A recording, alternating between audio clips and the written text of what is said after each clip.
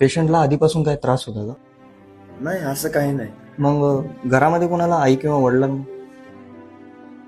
दादा आपली आई कुठे आहे? दादा सांग ना. Blood cancer. सुटताना हात विझताना स्वतःला आवरा आणि पेशंटची होईल तेवढी काळजी घ्या. जास्त वेळ नाहीये त्यांच्याकडे. ही परतून यावा घडले जे